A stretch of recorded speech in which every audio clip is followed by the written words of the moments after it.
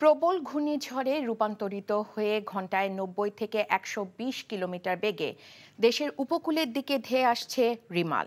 আবহাওয়া অধিদপ্তর বলছে আজ সন্ধ্যা থেকে মধ্যরাত নাগাদ পটুয়াখালীর খেপুপাড়া দিয়ে ঘূর্ণিঝড়টি উপকূল অতিক্রম করবে। পায়রা ও মোংলা বন্দরে ১০ নম্বর মহাবিপদ সংকেত এবং চট্টগ্রাম ও কক্সবাজারকে ৯ নম্বর মহাবিপদ সংকেত দেখাতে বলা হয়েছে। ঘূর্ণিঝড়ের প্রভাবে উপকূলীয় ১৬ জেলায় ১০ ফুটের বেশি উচ্চতার জলোচ্ছ্বাস হতে পারে। এছাড়া দেশের অন্যান্য জায়গায় দমকা হাওয়া সহ ভারী থেকে অতি ভারী বৃষ্টিপাতের শঙ্কা রয়েছে। রিপোর্টে আরও জানাচ্ছেন মুকসিমুল আহসান।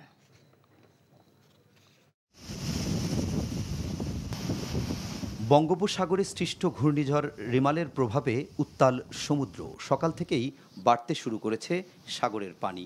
স্বাভাবিকের চেয়ে জোয়ারের পানি ২ থেকে ৩ ফুট বেড়ে আছড়ে পড়ছে উপকূলে। নিরাপদে থাকতে বলা হয়েছে সমুদ্র সৈকতে বেড়াতে আসা পর্যটকদের।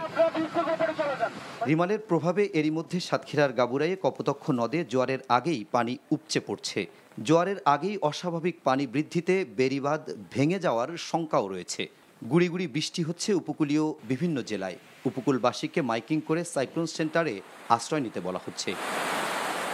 এদিকে ঘূর্ণিঝড়ের প্রভাবে দেশের বিভিন্ন এলাকায় দমকা হাওয়া সহ বৃষ্টি হচ্ছে। আবহাওয়া অধিদপ্তর বলছে রিমাল প্রবল ঘূর্ণিঝড়ে রূপান্তরিত হয়ে ঘন্টায় ৯০ থেকে ১২০ কিলোমিটার বেগে দেশের উপকূলের দিকে ধেয়ে আসছে।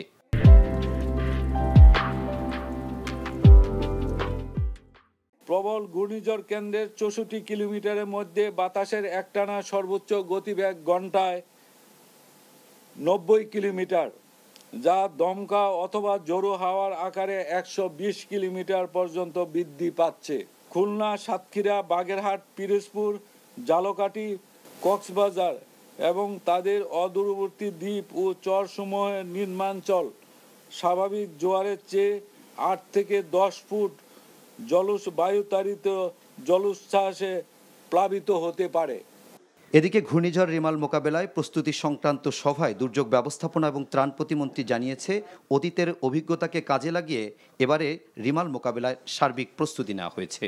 ঝড় মোকাবেলার পরবর্তীতে আমরা রেস্কিউ করার জন্য আমাদের মেডিকেল টিমগুলি সব প্রস্তুত রয়েছে এবং আমাদের সেনাবাহিনীর লোকজন যে কোনো দুর্যোগ মোকাবেলার জন্য তারা প্রস্তুত রয়েছে।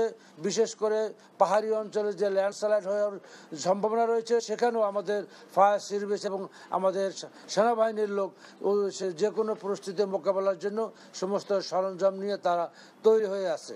সমস্ত আশ্রয় কেন্দ্রগুলিতে পর্যাপ্ত খাবার, শুকনো খাবার, বিস্কুট এবং পানি সহ আমাদের এবং চিকিৎসা সামগ্রী ইতিমধ্যে আমাদের পৌঁছে গেছে। এছাড়া সমস্ত শিক্ষা প্রতিষ্ঠানগুলিকে আমরা আশ্রয়ের জন্য তৈরি রেখেছি। একই সঙ্গে উপকূলবর্তী এলাকার বাসিন্দাদের নিরাপদে থাকতে আশ্রয় কেন্দ্রে যাওয়ারও আহ্বান জানানো হয়েছে। সাইক্লোন শেল্টার সহ আপনার আশপাশের নিরাপদ আশ্রয়স্থলে আশ্রয় গ্রহণ করার জন্য অনুরোধ করা যাচ্ছে।